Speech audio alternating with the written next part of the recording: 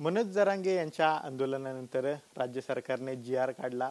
आता मराठा आरक्षणाच्यासाठी काढलेल्या या जी-आर विरोधात लक्ष्मण हाके मैदानात उतरलेले आहेत आणि उद्या ते ओबीसी आरक्षण बचावसाठी बारामतीमध्ये मोर्चा काढणार आहेत। या संदर्भात बोलण्यासाठी स्वतः लक्ष्मण हाके आपल्यासोबत आहेत। हाके साहेब, तुम्ही आता मैदानात उतरलाय आणि ओबीसी आरक्षण बचावसाठी उद्या बारामतीत मोर्चा काढताय, कसे मोर्चा असणार आहे, कसे नियोजन असणार? हे बघा, मी सर्वात पहिल्यांदा सकाळी 10च्या दरम्यान मी नीरा तालुका पुरंदर जिल्हा पुणे या गावामध्ये असणार आहे।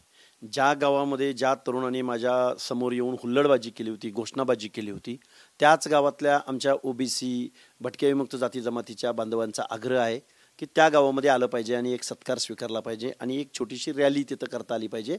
आणि वेगवेगळ्या समाजाच्या वतीनं, मग व्यापारी वर्ग आहे, माळी समाज आहे, मग सगळ्या ओबीसी मधल्या सर्व समाजांच्या वतीनं, धनगर समाज आहे, वेगवेगळ्या समूहांच्या वतीनं उद्या नीरा या गावामध्ये जिथं हुल्लडबाजी झाली, जिथं माझ्यासमोर घोषणाबाजी झाली, तिथल्या लोकांचा तो आग्रह आहे। त्यामुळे मी सकाळी 10 वाजता नीरामध्ये आहे, त्यानंतर मी पणदरे गावामध्ये आहे, त्यानंतर मी माळेगावमध्ये आहे आणि रॅलीनं मी बारामतीला साधारण 12च्या दरम्यान मी पोहोचत आहे।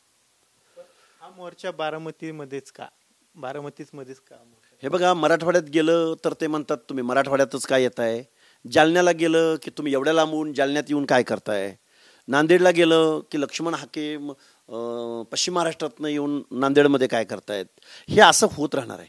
पण मुळात बारामतीकरांनी बीडमध्ये जाऊन ज्या जरांगेच्या बेकायदा मागण्याला पाठिंबा दिला, जरांगेचं आंदोलन उभं केलं, हे सगळं पाप, ओबीसीचं आरक्षण घालवण्याचं पाप हे शरदचंद्रजी पवारांनी डायरेक्ट केलं आणि इनडायरेक्ट अजितदादा पवारांनी केलं। डायरेक्ट शरदचंद्रजी पवारांनी हे जरांगे नावाचं भूत ओबीसींच्या मानगुटीवर बसवलं आणि कालचा जो जी-आर काढला गव्हर्नमेंटनं, या जी-आरच्या माध्यमातून ओबीसीचं आरक्षण, म्हणजे आजपर्यंत बोगस सर्टिफिकेटद्वारे, कुणबीकरणाद्वारे मराठे ओबीसीमध्ये घुसलेलेच होते, पण या जी-आरद्वारे आता रांग लावून ओबीसीमध्ये हे मराठे घुसतील आणि अशी ज्या दिवशी परिस्थिती निर्माण होईल त्या दिवशी महाराष्ट्रातलं ओबीसीचं आरक्षण साधारणपणे 1 महिन्यानंतर ओबीसीचं आरक्षण संपुष्टात आलेलं असेल। म्हणजे जो जी-आर काढला त्याच्यावरून अजून सुद्धा तुमचा पवारांवर रोख आहे, मात्र ज्या सरकारने जी-आर काढला त्या सरकारमधील नेत्यांविरोधात तुमचं काय म्हणणं नाही का? त्यांच्या तालुक्यात किंवा त्यांच्या भागात तुम्ही मोर्चा काढणार नाही? त्यांच्या भागातही जाऊ। आता अजितदादा पवार डेप्युटी सीएम आहेत ना, त्यामुळे निगेटिव्ह अर्थानं जर बघायचं म्हटलं तर मी अजितदादा पवारांच्या बारामतीमध्ये जातोय। ज्या अजितदादा पवारांना ज्या बारामती विधानसभा मतदारसंघात बहुसंख्येनं असणारा ओबीसी, मग त्यामध्ये माळी आहे, त्यामध्ये धनगर आहे, त्यामध्ये लोणारी आहे, म्हणजे अशा ओबीसीमधल्या सगळ्या नाभिक, सुतार, लोहार, कुंभार, परीट, गुरव, गडसी, ही सगळी माणसं आहेत, बेरड बेडर रामुशी आहेत, वडार आहेत, बेलदार आहेत, ह्या सगळ्या माणसांनी आणि बहुसंख्य तो मतदारसंघ यांच्या बापाची जागिरी नाही बारामती म्हणजे, पण नेहमी आम्ही पवार फॅमिलीच्या पाठीशी उभं राहत आलोय। 18 पगड जाती, त्याचं फळ आम्हाला या पवार फॅमिलीने काय दिलं तर शरद पवारांनी जाऊन जरांगेला मोठं केलं। मग शरद पवारांचे राजेश टोपे असतील, बजरंग सोनवणे असतील, सुप्रिया सुळेंनी तर ग्राउंडवरती जाऊनच त्यांची विचारपूस केलेली आहे, त्यांना पाठिंबा दिलेला आहे। शरद पवारांनी तर वेळोवेळी दिलेला आहे आणि अजितदादा पवारांच्या आमदारांनी उघड पाठिंबा दिला आहे, त्यांना फ्युएल पुरवलंय, गाड्या पुरवलेत, माणसं पुरवलेत, त्या गेवराईपासून मुंबईपर्यंत बेकायदा मागणी करणाऱ्या माणसाला प्रमोट करण्याचं काम जर कोणी केलं असेल तर अजितदादा पवारांनी केलंय, शरद पवारांनी केलंय, सुप्रिया सुळेंनी केलंय, रोहित पवारांनी केलंय। मग त्या ज्या मतदारसंघातून ते प्रतिनिधित्व करतात त्या माणसांना समजावून सांगणं हे माझं परम कर्तव्य समजतो। त्यानंतर मी धारूर तालुक्यात माझी सभा आहे 7 तारखेला आणि आमची संघर्ष यात्रा ओबीसी आरक्षण बचाव ही आमची निघणार आहे। आम्ही थांबणार नाही आहोत। गावगाड्यातल्या ओबीसींना एकत्र बांधणं आणि एकत्रितरित्या आवाज उठवणं हे आमचं परम कर्तव्य आहे। आणि बारामतीला का जात आहात असं जर कोण टार्गेट करत असेल तर ज्या महामानव डॉक्टर बाबासाहेब आंबेडकरांच्या पदस्पर्शाने ज्या बारामतीमधला अमराई परिसर पवन झालेला आहे, त्या अमराई परिसरामध्ये मी जाऊन तिथली माती कपाळाला लावून मी ओबीसी आणि बहुजनांच्या आरक्षणासंदर्भातला, सामाजिक न्यायासंदर्भातला, बजेटरी तरतुदी संदर्भातला एक एल्गार उद्या बारामतीच्या ऐतिहासिक अशा अमराई परिसरामधून मी या आंदोलनाला किंवा या आपल्या दुसऱ्या टप्प्याला सुरुवात करत आहे। जो जी-आर निघलाय, मुख्यमंत्री फडणवीसांचं म्हणणं आहे की हा जी-आर जो आहे तो सरसकटचा नाही तर पुराव्यांचा जी-आर आहे आणि जे खरे कुणबे आहेत त्यांनाच प्रमाणपत्र मिळणार। मला मुख्यमंत्री महोदय हे कायदेतज्ञ आहेत असं मी मानतो. मुख्यमंत्री महोदयांना मला जी आरच्या एक दोन वाक्यांकडे लक्ष वेधून घ्यायचं आहे की या जी आरमध्ये प्रतिज्ञापत्राच्या आधारे दिलेल्या अनुषंगिक पुराव्याचे सक्षम प्राधिकारी यांनी स्थानिक चौकशी करून खातरजमा करावी आणि स्थानिक चौकशीमध्ये संबंधित जातीचा दावा करणाऱ्या व्यक्तीचे गावातील, कुळातील आणि नातेसंबंधातील, काय म्हणतो मी, गावातील, कुळातील आणि नातेसंबंधातील व्यक्तीकडं जर कुणबी सर्टिफिकेट असेल आणि त्यानं जर ॲफिडेविट करून दिलं, म्हणजे तुम्ही ॲफिडेविटवरती जात बदलणार आणि ते जात बदलून तुम्ही सामाजिक न्यायाच्या आरक्षणामध्ये म्हणजे ओबीसी मध्ये घालणार आणि तुम्ही आम्हाला काय म्हणता की सरसकट नाही, सगळ्या सोयऱ्यांचा नाही. हे तीन शब्द जे आहेत, गावातील, कुळातील आणि नातेसंबंधातील, हे सगळ्या सोयऱ्याचा बाप आहे, हा सरसकटचा बाप आहेत हे तीन शब्द. या तीन शब्दाची एवढी मोठी व्याप्ती आहे. गावातील कुठलीही व्यक्ती, त्या गावातील या शब्दाची व्याख्या दिली का तुम्ही? गावातील म्हणजे कोणी येऊ शकतो आणि मला द्या ॲफिडेविट आणि सर्टिफिकेट घेऊ शकतो. अगोदरच बोगस सर्टिफिकेटद्वारे या महाराष्ट्रामध्ये ओबीसीची सर्टिफिकेट घेण्याचा सुळसुळाट झालेला आहे आणि आता या जी आरद्वारे, महाराष्ट्र शासनाच्या या जी आरद्वारे उरले सुरले मराठे ओबीसीमध्ये घुसणार आहेत. आजपर्यंत बेकायदा घुसत होते, आता या जी आरद्वारे घुसणार आहेत. त्यामुळे ओबीसीचं आरक्षण कसं संपलं नाही, या जी आरचा आम्हाला अर्थ मुख्यमंत्री महोदयांनी आणि कुणी सही केली, कुणी बघा, वर्षा देशमुख उपसचिव यांनी आम्हाला अर्थ समजावून सांगावा. उपमुख्यमंत्री शिंदे यांनी म्हणले की ओबीसींनी हैदराबाद गाईडचा नीट अभ्यास करावा, सर्व शंका ज्या आहेत त्या दूर होतील. एका जी आरमुळे मराठ्यांचे सर्व प्रश्न सुटणार नाहीत, टप्प्याटप्प्याने सर्व काही करू. म्हणजे टप्प्याटप्प्याने मराठ्यांना ओबीसीत घुसवू असं म्हणायचं का त्यांना? अरे ओबीसीचं आरक्षण संपलं ना. शिंदे साहेब काय लिहिलंय हो त्या गॅजेटियरमध्ये, रेव्हेन्यू नोंदीवरून की एवढे लाख कल्टिवेटर म्हणजे शेतकरी म्हणजे कुणबी समजू आपण 2 मिनिट. मग एवढी संख्या कळली, तिथं नावं कुठे कळलेत? नावं लिहून त्या नावासमोर तसं काही लिहिलंय का? 1 लाख कुणब्याच्या नोंदी सापडल्या असं समजू आपण, 1000 कुणब्याच्या नोंदी सापडल्या असं समजू. त्या कुणब्यांच्या नावापुढं कुठली नावं आहेत, कुठली आडनाव आहेत, कुठले गाव आहेत असं काही सापडलंय का? त्यामुळे हे सब गोलमाल है भाई, सब गोलमाल है. ओबीसी का आरक्षण खत्म करना ये हमारी चाल है. हे सरळ सरळ आहे आणि शासनानं सरळ सरळ हा जी आर आम्ही फाडलेला आहे. आम्हाला कळत नाही म्हणणाऱ्यांनी, आम्ही 2 जातीत तेढ निर्माण करतोय म्हणणाऱ्यांनी कधीतरी आमच्या समोर यावं आणि ओबीसी मध्ये मराठा समाजाचं इन्क्लुजन झाल्यानंतर गावातील व्यवस्थेमधील बलुता अलुता भटके मुक्त जाती जमाती एसबीसी प्रवर्गातली माणसं त्यांच्या स्पर्धेत कशी टिकतील? एकनाथ शिंदे साहेब, देवेंद्र फडणवीस साहेब, त्या बारामतीमधला टकारी जर तुम्ही ओबीसी मध्ये समाविष्ट झाला तर तो जाधव नावाचा टकारी कधी कॉर्पोरेटर होईल का, नगरसेवक होईल का, नगराध्यक्ष होईल का त्या बारामतीचा? तर याचं उत्तर नाही असं आहे. मेंढपाळ बांधव जसे नानजी देवकाते पुणे जिल्हा परिषदेचे अध्यक्ष झाले, उद्या हे मराठे जर कुणबी सर्टिफिकेटद्वारे जर ओबीसी मध्ये आले तर तसा या पुणे जिल्ह्याचा जिल्हा परिषद अध्यक्ष तुम्ही होऊ द्याल का? या प्रश्नाचं उत्तर आम्हाला मुख्यमंत्री महोदयाकडून आणि उपमुख्यमंत्र्याकडून हवं आहे. पण या जी आर वरून ओबीसीमध्येच मतमतांतर पाहायला मिळत आहेत. बबनराव तायवाडेंचं असं म्हणणं आहे की मराठा समाजाला आमच्या ताटातून काहीही मिळालेलं नाही, आमचं ताट सुरक्षित आहे.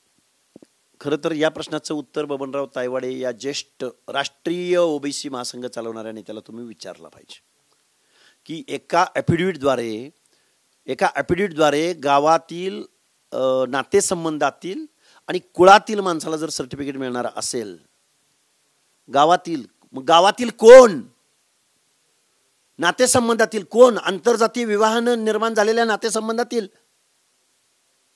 काय, या शब्दांची व्याप्ती काय आहे? तायवाडे साहेब, या 3 शब्द, अरे सगळे सोयरे सरसकट झक मारतंय या 3 शब्दांसमोर. त्यामुळं उगच शब्दांचा, हे बघा, जी आर मधल्या कॉम्याला सुद्धा म्हणजे स्वल्प विरामला सुद्धा महत्व असतं, रस व दीर्घला सुद्धा महत्व असतं, एका शब्दाला महत्व असतं. मुळात हा जी आर 3 पानाचा जी आर आहे. प्रस्तावना एवढी भली मोठी आहे. त्या प्रस्तावनेच्या शेवटाला त्यांनी असं म्हणलंय की मराठा समाजास जात प्रमाणपत्र मिळण्याच्या प्रक्रियेत अधिक सुलभता व्हावी. म्हणजे मराठा समाजाला ओबीसी मध्ये घालणं आणि काय अडचणी निर्माण होते त्याला ॲफिडेव्हिट जोडणं. अरे कुठं राहिलंय ओबीसीचं आरक्षण मुख्यमंत्री महोदय? ओबीसीचं आरक्षण संपलंय. ओबीसी बांधवांनो, भटक्या विमुक्त जाती जमातीतल्या बांधवांनो, जाती जातीमध्ये लढायची आता वेळ नाही, तर पातीसाठी लढायची वेळ आहे. कास्टसाठी लढायची वेळ नाही, तर क्लाससाठी लढायची वेळ आता ही वेळ आहे.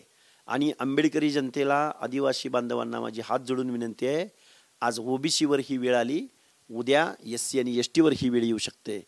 कारण नात्या गोत्यातील नातेसंबंधातील व्यक्तीला जर ॲफिडेव्हिटद्वारे सर्टिफिकेट मिळत असेल, तसा गव्हर्नमेंट रिझोल्युशन असेल, तर उद्या आदिवासीच्या पण नातेसंबंधातील लोकांना आरक्षण द्यावं लागेल. STचं SCचं आरक्षणसुद्धा लव्ह मॅरेज आंतरजाती विवाह करणाऱ्या नातेसंबंधातील नातेवाईकाला सुद्धा आरक्षण द्यावं लागेल. पदरचं बोलत नाही, मोघाम बोलत नाही.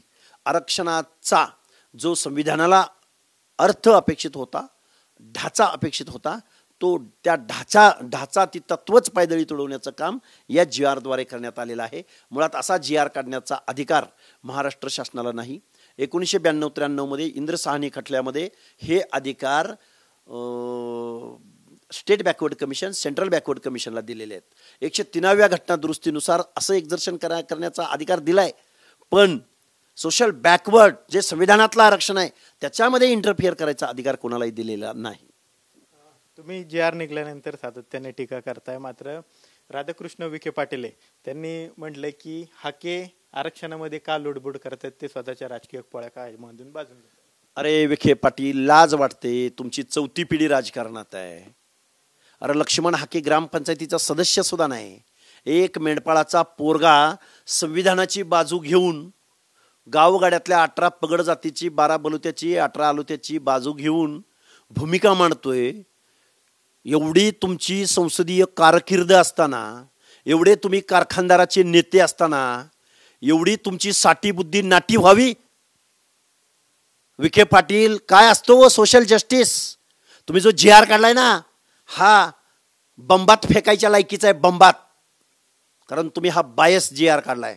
तुम्ही या गोष्टीचा विचार केलाय का की मराठा समाजाला जर अशा ॲफिडेव्हिटद्वारे जर ओबीसीचं सर्टिफिकेट मिळालं, तर बलुता, आलुता, भटक्या विमुक्त जाती जमाती या तुमच्या गावातल्या गावगुंडी दहशतवादी राजकारणात होल्ड असणाऱ्या माणसाच्या स्पर्धेत टिकतील असं तुम्हाला म्हणायचं आहे?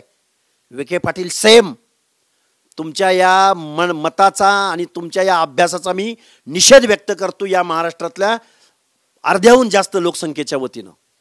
जरांगे पाटील यांचं जे आंदोलन चालू होतं, संजय राऊत यांनी म्हटलं की हे आंदोलन मागे घेऊ नये असं काही राजकीय नेत्यांना वाटत होतं सरकारमधल्या.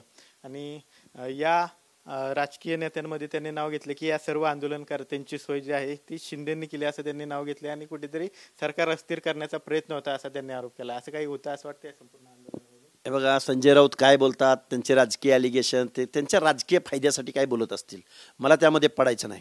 पण संजय राऊतांनी एकच सांगावं, तुम्ही ज्या जरांगेनं पाठिंबा दिला, तुमचा अंबादास दानवे नावाचा तो छत्रपती संभाजीनगरचा माजी आमदार, मला वाटतं आता माजी आमदार आहे, त्याला तो तिथं समर्थन द्यायला गेला होता, तर त्याला फक्त एकच विचार म्हणावं, तुमच्या पक्षातर्फे गेला होता का तो वैयक्तिक गेला होता?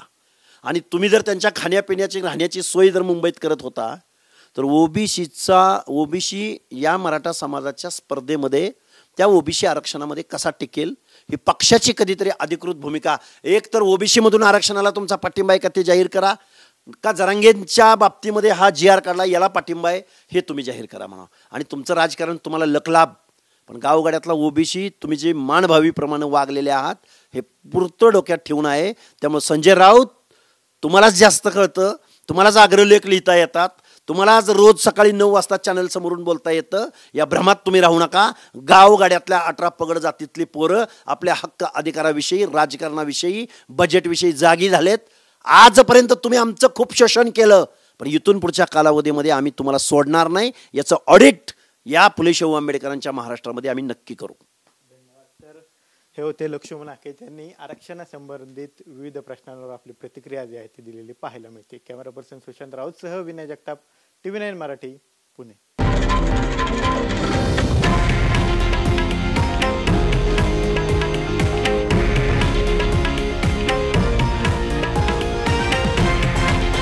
हे आहे देशातील नंबर 1 न्यूज नेटवर्क आणि आपण पाहत आहात TV9 मराठी, एकमेव